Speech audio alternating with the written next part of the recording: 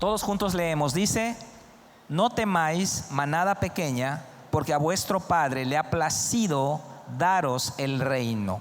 Lucas 12:32. Otra vez dice: no temáis, manada pequeña, porque a vuestro Padre le ha placido daros el reino. Lucas 12:32. Lucas 12:32. Vamos a cerrar nuestros ojos.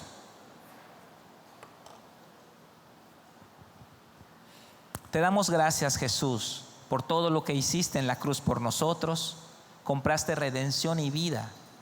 Y en los ámbitos legales del reino de Dios somos hijos, herederos, somos santos, somos redimidos. Estamos sentados juntamente contigo en los lugares celestiales, sobre todo principado y potestad, sobre todo dominio en esta tierra. Y lo que más deseas en tu corazón es que nosotros vivamos a la altura de lo que tú has hecho por nosotros. Que no estemos por debajo de lo que tú has creado en nosotros en el nuevo nacimiento en Cristo Jesús. Permítenos, Espíritu Santo, compenetrarnos en la mente del Padre y entender cuál es nuestro rol en esta generación, quiénes somos en Cristo Jesús y cómo podemos traer tu reino a la tierra. Enséñanos, Jesús.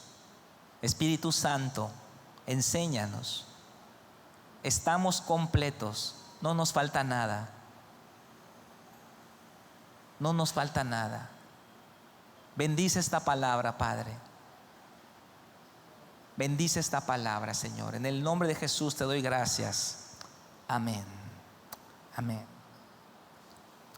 El reino de Dios en la tierra es el título del tema de hoy. El reino de Dios en la tierra. Desde siempre Dios ha querido establecer su reino en la tierra. Dios le dijo al primer hombre, a Adán: fructificad y multiplicaos, llenen la tierra, gobiernen, señoreen sobre esta creación. Ustedes son mis representantes. Ustedes son la réplica de mi persona. Ustedes van a manifestar a esta generación el reflejo de mi gloria. Yo les creé para que tengamos una relación íntima, para conocernos de manera profunda y para que ustedes me representen y gobiernen sobre toda la creación. Yo quiero darles mi reino. No se pudo porque vino el pecado. El hombre cambió su herencia por un plato de lentejas, por un momento de placer. Cambió su primogenitura por un momento de egoísmo. No se pudo establecer el reino de Dios. Luego Dios hace un segundo intento con el pueblo de Israel. Establece a Moisés como legislador. Se entrega la ley, se entrega el sacerdocio, se entregan las dimensiones del templo, el tabernáculo. La presencia de Dios sobre ellos, la tierra prometida. Dios quiere darles el reino. Dios quiere establecer su reino en la tierra. No se pudo tampoco. Fracasó el pueblo de Israel. Ellos pecaron. Ellos hicieron un becerro de oro cuando Moisés todavía estaba recibiendo las reglas del juego. Pero Dios no ha quitado el dedo del renglón. Luego viene Cristo. Y en Cristo Jesús se cumple la promesa del Padre. Y el reino puede venir a nosotros a través de Cristo. Así que ahora el pueblo de Dios que debe establecer el reino de Dios en la tierra somos nosotros, la iglesia. No pudo Adán, no pudo Israel, el pueblo. ¿Podrá la iglesia? Tiene que, hermano. Porque en última instancia Cristo lo va a hacer. Cristo lo va a hacer cuando Él regrese. Él va a establecer una réplica del reino de Dios en la tierra. Él lo va a hacer. Pero ¿cuándo va a suceder eso? Cuando todos sus enemigos sean puestos por estrado de sus pies, lo cual es nuestro trabajo. Así que Dios ha querido desde siempre entregarnos el reino de Dios, su reino. ¿Se imaginan ustedes ser multimillonarios y no poder compartir con nadie sus riquezas? ¿Te imaginas tener casas, coches, bienes, viajes y no poder tener un ser amado con quien compartir eso? Yo estoy seguro que a lo mejor la primera semana, los primeros días estaríamos alucinados con tanta bendición. Pero después de un tiempo perdería su valor y su sentido cualquier bendición material o económica que pudiéramos tener si no podemos compartirla. No tiene sentido si no podemos compartir con nuestro ser amado las bendiciones que tenemos. A veces cuando uno se va de viaje y está en un lugar hermoso, ¿qué es lo que piensa? Me gustaría, ¿cómo no está mi hijo aquí conmigo para subirse a ese tobogán tan grandote? ¿O cómo no está mi esposa conmigo para que comamos en ese restaurante tan bonito? Porque la verdadera felicidad se encuentra no en el tener cosas, sino en poder compartirlas con las personas que amamos. Esa es la razón por la que trabajamos y dejamos un legado a nuestros hijos. De nada serviría trabajar solamente para ti, porque te vas a morir. Queremos dejar una herencia a nuestros hijos. ¿Y cuántos de ustedes se complacen con ver a sus hijos disfrutar de aquellas cosas que ustedes lucharon por obtener? Nos complace. Ahora, ¿de dónde obtenemos este sentir? De Dios. Imagínense al ser más poderoso en el universo, más inmensamente grande en el universo, y no poder compartir con alguien su bendición. Esa es la razón por la que Dios nos creó. Dile que está a tu lado, wow. Esa es la razón por la que Dios nos creó, para compartir su reino con nosotros.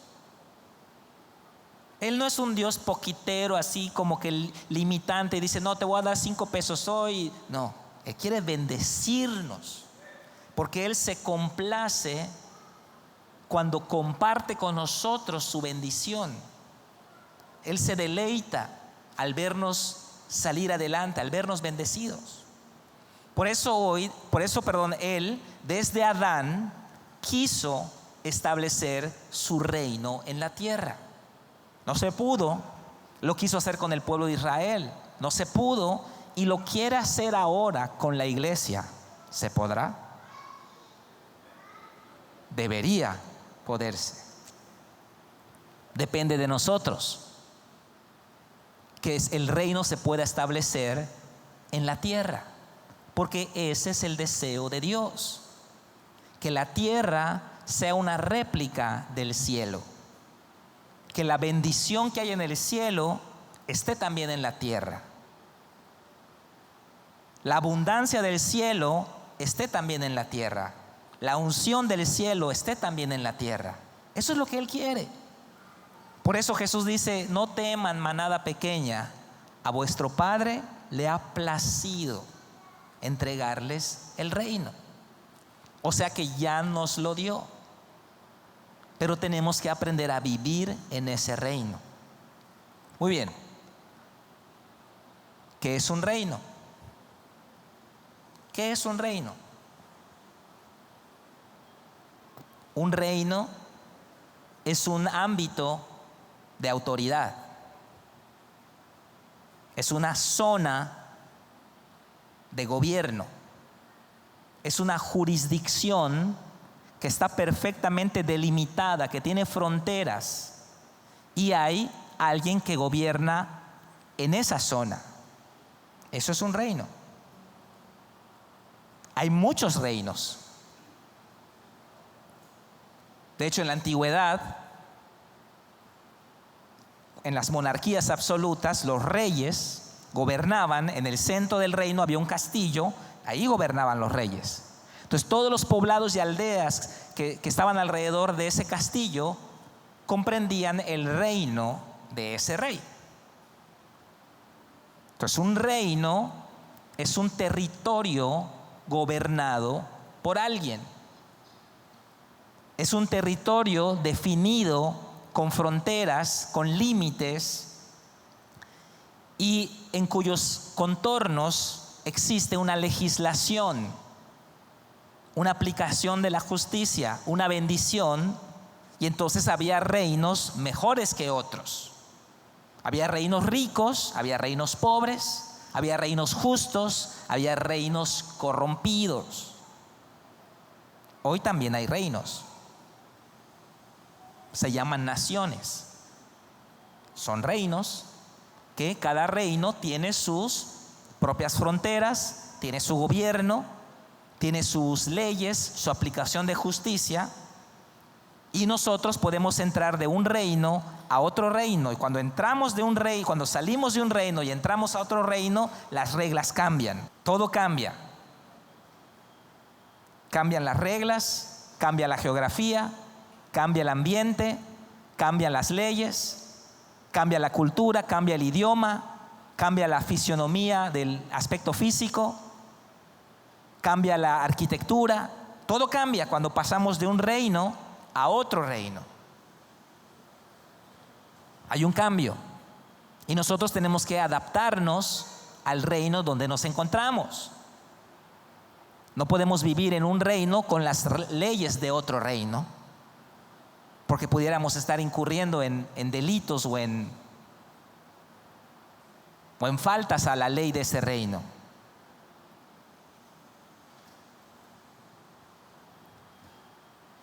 Todos los reinos que puedan existir los podemos englobar en tres grandes grupos, tres grandes reinos. Hay muchos reinos, muchas naciones. Incluso acabamos de ver la semana pasada el trágico crimen que se le hizo a la familia Levarón allá en Chihuahua, en los límites con Sonora y Chihuahua. El mismo gobierno de la República reconoció que esa zona es un reino, que esa zona está gobernada por gente mala. Y esta familia entró a esa zona. Y a esa zona no entra la policía de los poblados alrededor. Es una zona de autoridad, es una zona de gobierno, es una zona, una jurisdicción espiritual. Ahora, todo esto tiene su origen en lo espiritual, porque en lo espiritual hay reinos, y en lo espiritual es donde se libran las verdaderas batallas, y nosotros solamente vemos la manifestación en lo natural. Por ejemplo, ese problema de la violencia en México obedece a un reino espiritual, que ese reino espiritual comprende varias regiones del país. En otras regiones hay otros problemas, porque emanan de una autoridad espiritual que gobierna por autorización humana, no por una autorización divina. Pero todos esos reinos se engloban en tres categorías. Esto lo podemos ver en Filipenses 2, 9 y 10. Dice, por lo cual Dios también, hablando de Cristo, lo exaltó. ¿Hasta qué? Hasta lo sumo.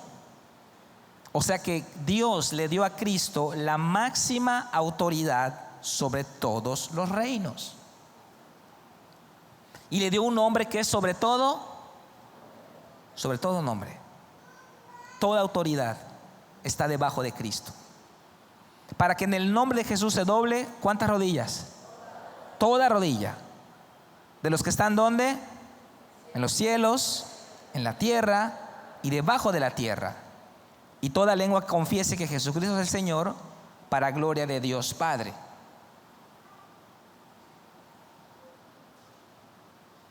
O sea que hay tres ámbitos: el cielo, la tierra y debajo de la tierra. Hay tres grandes reinos. Y estos tres reinos están compitiendo. Tenemos el reino de Dios. ¿Qué es el reino de Dios? Es el ámbito espiritual donde Cristo gobierna. Es una zona de autoridad, un territorio, una jurisdicción, el reino de Dios. ¿Cómo será ese reino? ¿Habrá caos en ese reino? ¿Habrá tranzas?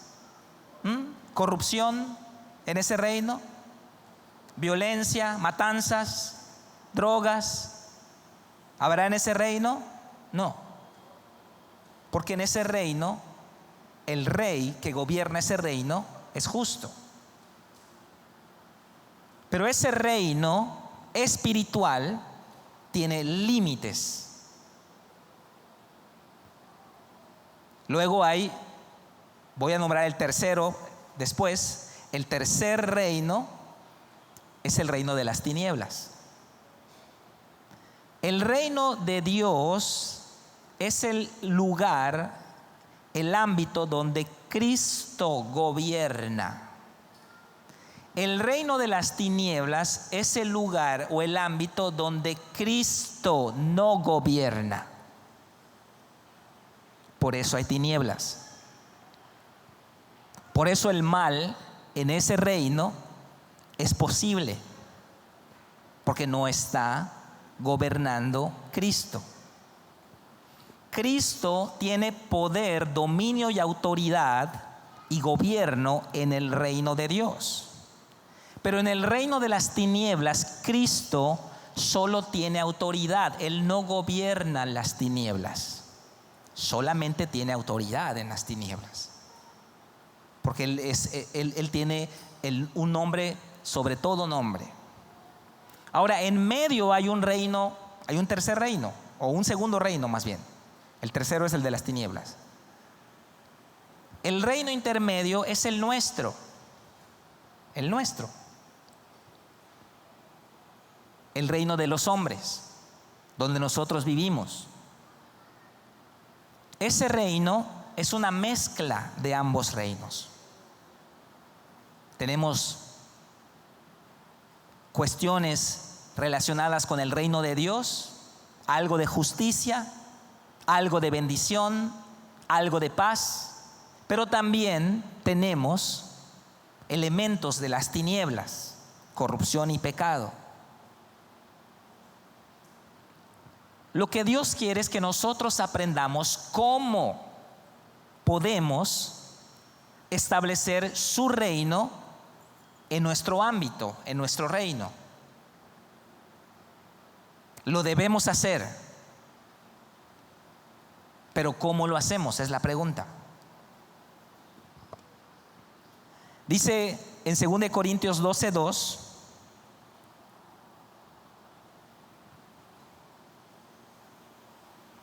conozco a un hombre, dice el apóstol Pablo, en Cristo, que hace 14 años, si en el cuerpo no lo sé, si fuera del cuerpo no lo sé, Dios lo sabe, fue arrebatado ¿hasta dónde?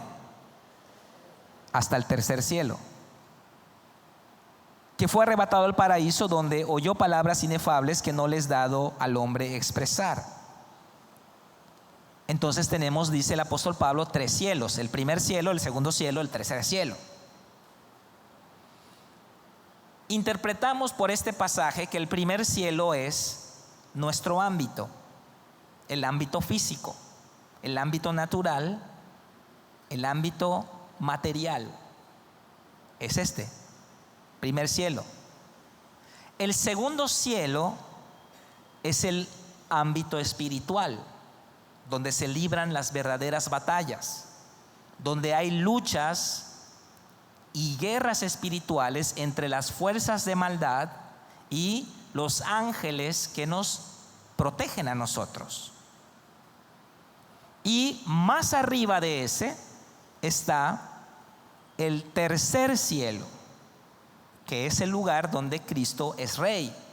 No hay ni un demonio allá, no hay injusticia, no hay mentira, no hay maldad, no hay nada de esas cosas. El propósito es que el reino de Dios se establezca aquí en la tierra. Pero hay un problema, que en medio de nosotros hay batallas espirituales que impiden el establecimiento de ese reino en nosotros. Daniel 10:12. Vamos a ver qué dice Daniel 10:12.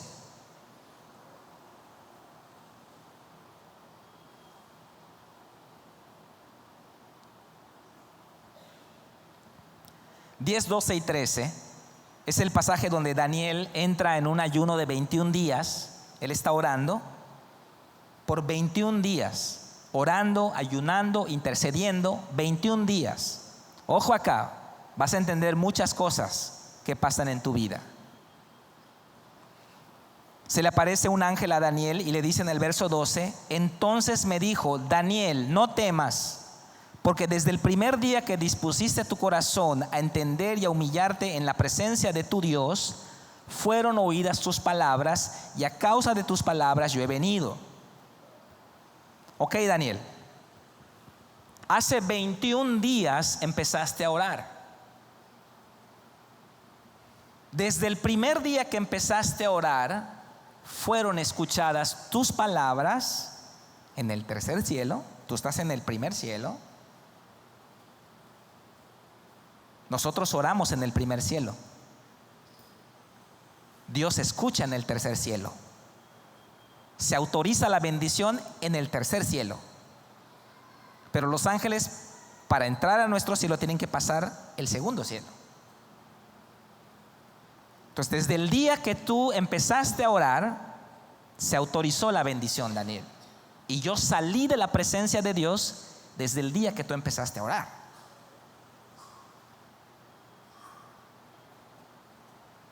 Esa es la razón por la que Jesús dice que debemos orar sin cesar.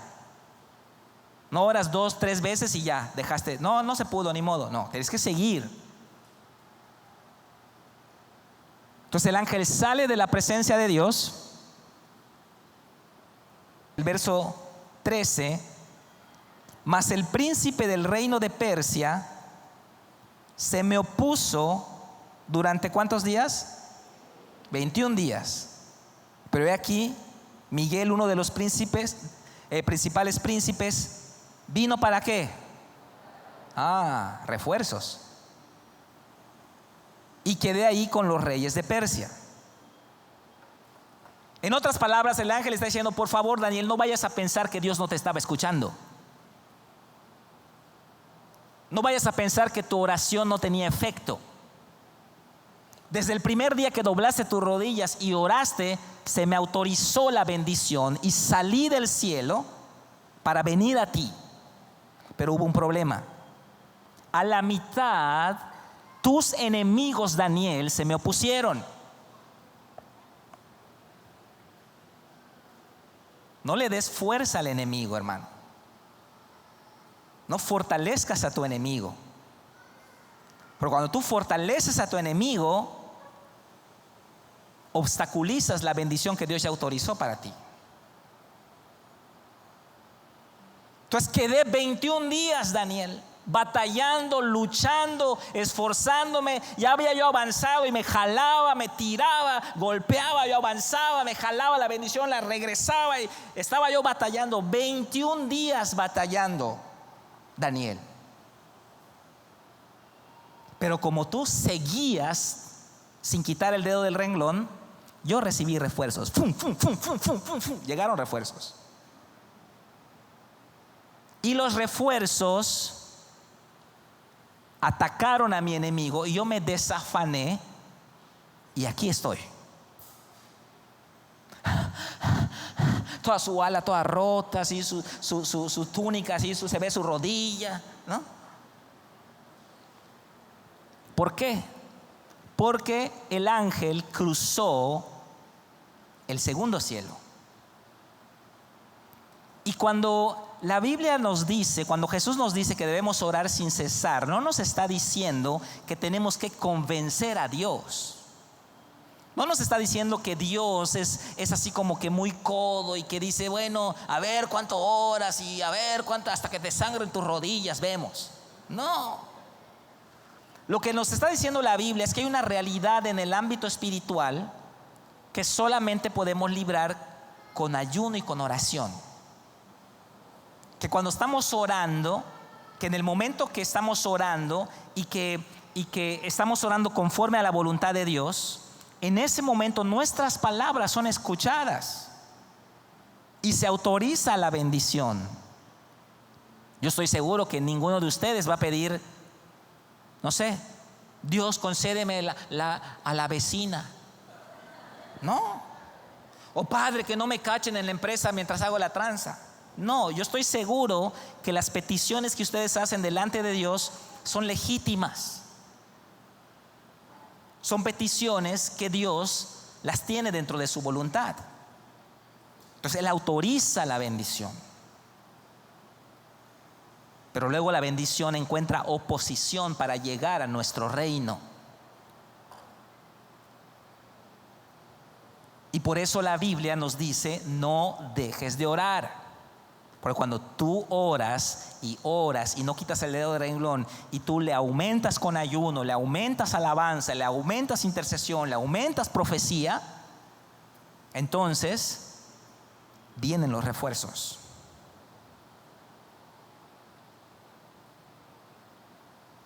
Vienen los refuerzos. ¿Cuántos quieren que el reino de Dios se establezca en sus vidas? Dale un aplauso a Jesús entonces. A ver.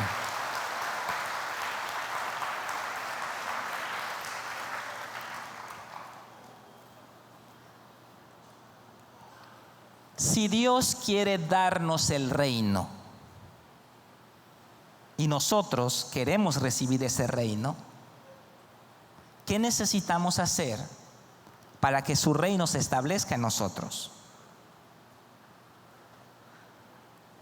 Vamos a pensarlo de esta manera. Voy a usar una figura física. Vamos a decir que necesitamos un pararrayos espiritual. Un pararrayos. ¿Qué es un pararrayos? Es una vara alta. Un extremo toca, ¿qué cosa? El cielo. Y el otro extremo está ¿en dónde? En la tierra. Y el extremo en la tierra se escarba no sé cuántos metros, pero va hasta muchos metros debajo de la tierra. Entonces cuando hay una tormenta eléctrica, ese pararrayos se vuelve un imán.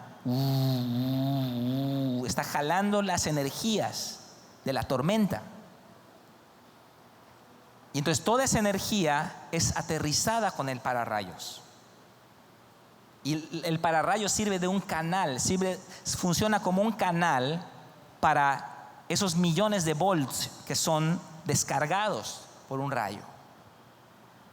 Necesitamos construir pararrayos espirituales.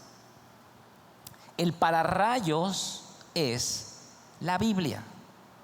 Porque la Biblia está en la tierra. A ver, ¿cuántos trajeron su Biblia? Muéstrenmela. Ok, la mía está acá, no va a creer que yo no traje. La Biblia está en la tierra, pero habla del cielo. O sea que es un pararrayos. tenemos que construir un pararrayos para poder bajar el reino a la tierra. Quiero que vayan en su Biblia. Este es un pasaje que yo he hablado mucho de él, pero nada más quiero comentarlo. A Éxodo 26:30.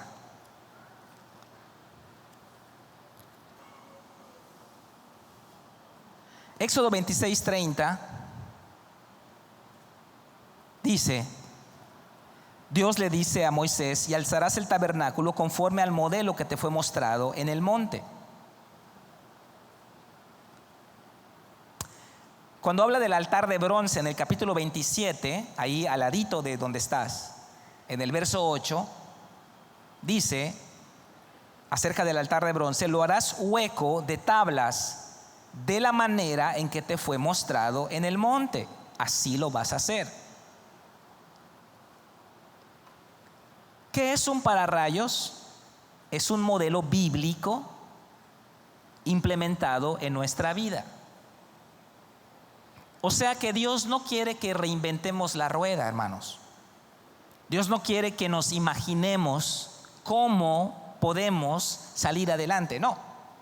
Él ya nos dio los diseños específicos, las medidas, los materiales, las maneras correctas de hacer las cosas. Así lo vas a hacer. No tienes que romperte la cabeza. No tienes que reinventar la fórmula secreta de la bendición. No. Así como viste el modelo en el monte, así lo vas a hacer. Te doy medidas, te doy parámetros, te doy lineamientos, hazlo así.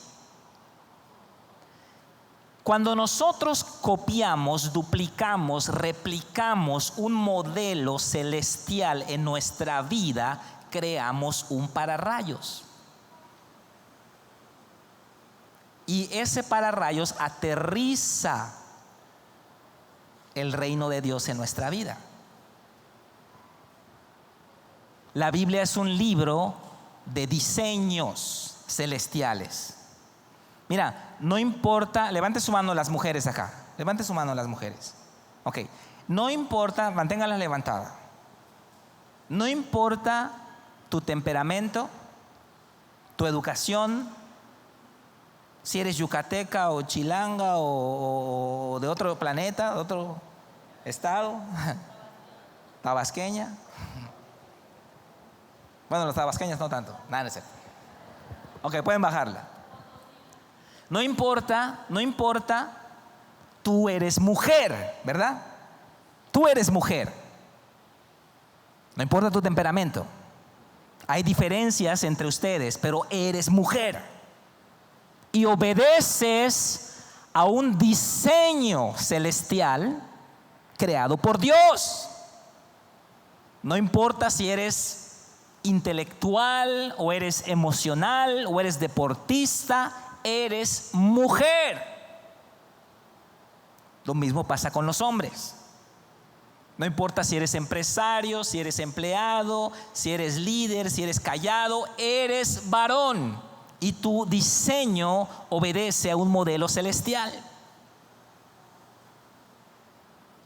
Tú tienes que apegarte a tu modelo, a tu diseño.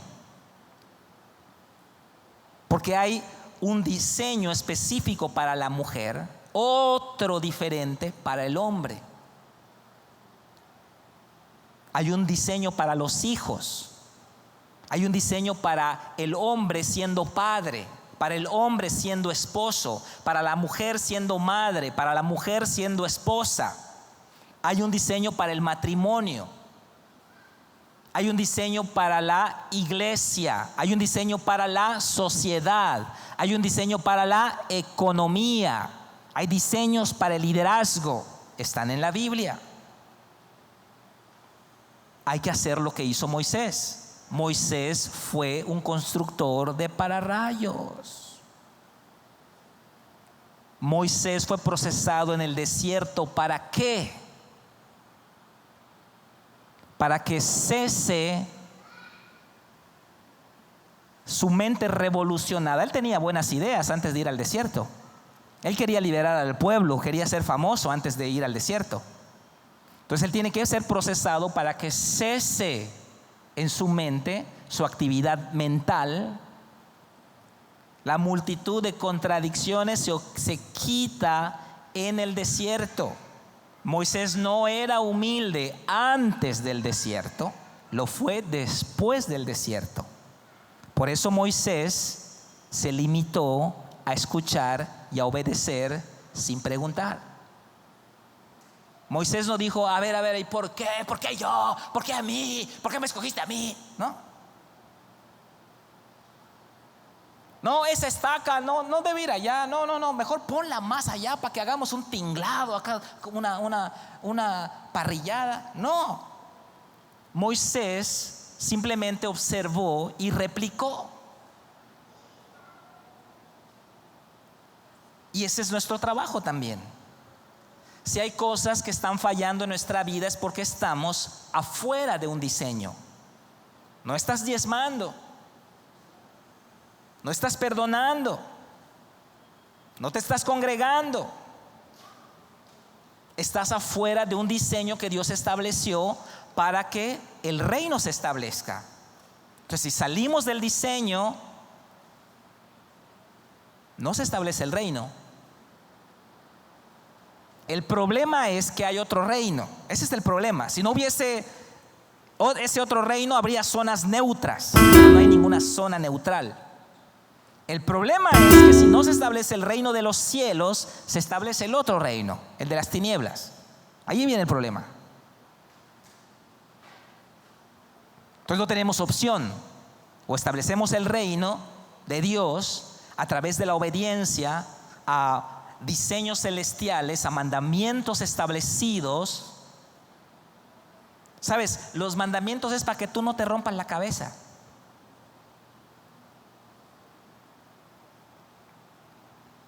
Es como que tú compres un producto, lo desarmes, hay 1000 piezas. No te vas a poner a romper la cabeza qué pieza va con cada pieza. Tú te vas al manual y dices, la pieza 1 es esta, tú ni sabes qué se está formando, pero estás armando, porque estás siguiendo un manual. Entonces, Moisés establece el reino. ¿Cómo? Replicando modelos, replicando diseños, copiando parámetros bíblicos y aplicándolos en la vida cotidiana.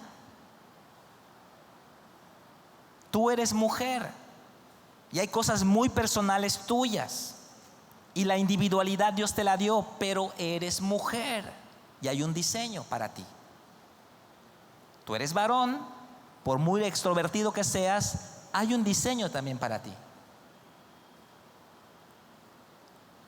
Hay un modelo de Dios para la economía del creyente. Está en la Biblia. No seas sabio en tu propia opinión. Teme a Jehová y apártate del mal. No reinventes la rueda. Alguien más sabio que tú ya la inventó. Antes de la fundación del mundo estableció estos parámetros para nuestro beneficio, para que por medio de ellos obedezcamos y establezcamos su reino en la tierra. Esa es la razón por la cual cuando Adán pecó, se retira el reino de la tierra. Porque el reino tiene que estar establecido sobre la justicia de Dios.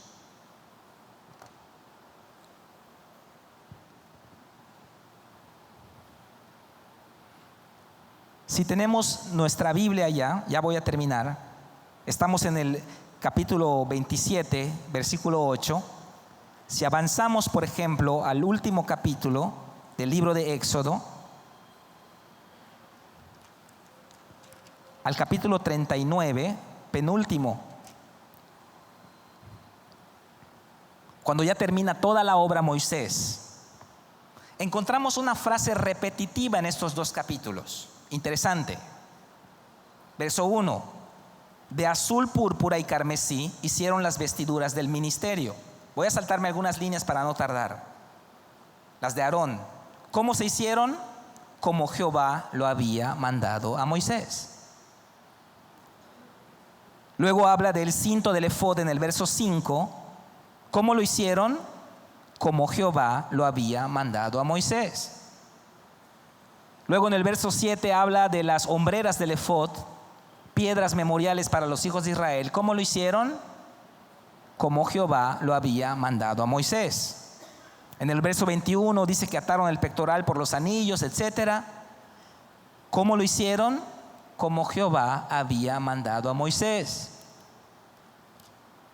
Luego en el verso 26, las orillas del manto para ministrar, ¿cómo lo hicieron? Como Jehová había mandado a Moisés. Verso 29 habla del cinto de lino torcido, obra de recamador. ¿Cómo lo hicieron? Como Jehová lo había mandado a Moisés. Luego habla de la diadema, santidad de Jehová, el cordón azul para colocarlo por la mitra, por la parte de arriba. ¿Cómo lo hicieron? Como Jehová había mandado a Moisés. Verso 32, así fue acabada toda la obra del tabernáculo de reunión, e hicieron los hijos de Israel como Jehová lo había mandado a Moisés, así lo hicieron.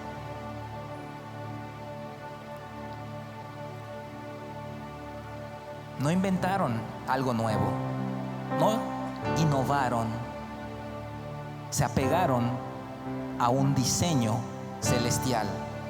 Verso 42, en conformidad a todas las cosas que Jehová había mandado a Moisés, así hicieron los hijos de Israel toda la obra. Y vio Moisés toda la obra, y he aquí que la habían hecho como Jehová había mandado, y los bendijo. ¿Cómo debes manejar tu relación? Como Jehová manda a Moisés. Tú eres Moisés. ¿Cómo vas a manejar tu noviazgo, joven?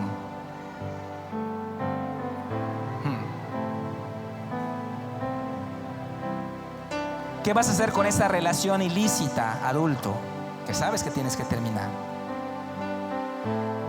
¿Cómo vas a educar a tus hijos? ¿Conforme a las nuevas técnicas Montessori y todas esas? ¿O como Jehová ha mandado a Moisés? ¿Cómo vas a manejar tus finanzas? Ay, ya sé, una nueva pirámide, un nuevo multinivel. Este sí va a funcionar.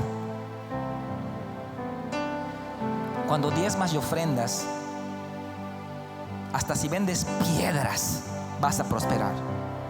Es tan sencillo el modelo de Dios para la prosperidad, pero hay que hacerlo como Jehová ha mandado a Moisés. Capítulo 40, verso 26. Y Moisés hizo conforme a todo lo que Jehová le mandó, así lo hizo. Verso 19 dice lo mismo. Verso 21 dice lo mismo. Verso 22 dice lo mismo. Verso 25 dice lo mismo. Verso 27 dice lo mismo. Verso 29 dice lo mismo. Verso 32 dice lo mismo. Verso 33, finalmente erigió el atrio alrededor del tabernáculo y del altar y puso la cortina a la entrada del atrio. Así acabó Moisés la obra. Hizo un pararrayos Moisés. ¿Tus hijos están en rebelión? ¿Están yendo por mal camino? No hay pararrayos. No estás estableciendo un modelo paternal de acuerdo a los principios del libro de Proverbios. No salieron fallados, hermano. ¿Tu matrimonio se está resquebrajando, se está cayendo en pedazos? No estás asumiendo tu rol de acuerdo al modelo que Jehová mandó a Moisés. No estás asumiendo tu papel dentro del hogar. Tu economía está colapsando, te llueve sobre mojado. No estás apegándote al diseño que Dios estableció para la bendición del ser humano en la tierra. Termino con el 34. Wow. Wow.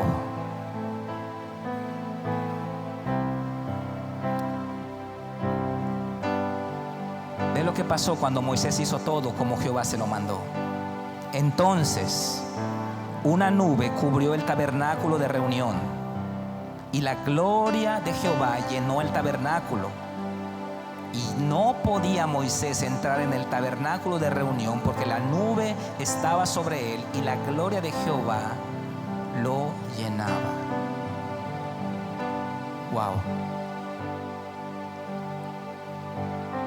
Vamos a ponernos de pie. Wow. Dios quiere, hermano, Dios quiere, anhela compartir su gloria con nosotros, su reino, sus promesas. Anhela derramar abundante gracia sobre nosotros. A vuestro Padre le ha placido darles el reino. Lo quiso desde Adán, lo quiso en Israel, lo quiere ahora, lo hará con Cristo en el milenio. Sí que lo hará, pero Él quiere hacerlo hoy. Pero ese reino necesita diseños terrenales que sean réplicas a partir de modelos celestiales. Cuando obedecemos a diseños, no hay príncipe de Persia que pueda detener la bendición de Dios.